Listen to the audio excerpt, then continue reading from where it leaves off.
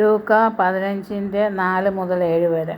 നിങ്ങളിൽ ആരാണ് തനിക്ക് 100 ആടുകൾ ഉണ്ടായിരിക്കെ അവയിൽ ഒന്ന് നഷ്ടപ്പെട്ടാൽ 99നെയും മരുഭൂമിയിൽ വിട്ടിട്ട് നഷ്ടപ്പെട്ടതിനെ കണ്ടുകിട്ടുവോളം തേടിപ്പോകാത്തത്? കണ്ടുകിട്ടുമ്പോൾ സന്തോഷിച്ച് അതിനെ തോളിലേറ്റുന്നു.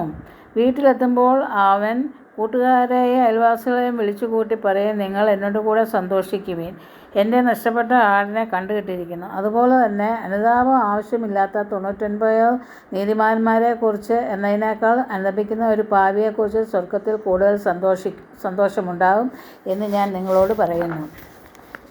100 ആടുണ്ടായിരുന്നതിൽ നിന്ന് ഒന്നിനെ കാണാതായി. ആ ഒരെണ്ണം കർത്താവിൻ്റെ പാതയിൽ നിന്നും പാപമാർഗ്ഗത്തിൽ പോയി. വഴിതെറ്റിപ്പോയി. തിരിച്ച് കർത്താവിൽ വരുവാൻ അവന് കഴിയാതെയായി. അവൻ അവിടെ കിടന്ന് നിലവിളിച്ചു. കർത്താവ് അവൻ്റെ നിലവിളി കേട്ടു. നല്ലവരായ 99 എണ്ണത്തിനെയും വിട്ട് ആ ഒരെണ്ണത്തിന് വേണ്ടി ദൈവം പോയി.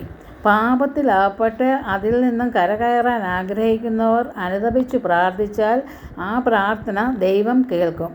ഒരു പാപി അനുതപിച്ചു പാപമാർഗ്ഗത്തിൽ നിന്നും പിന്തിരിഞ്ഞ് ദൈവസന്നിധിയിൽ വന്നാൽ സ്വർഗ്ഗം സന്തോഷിക്കും.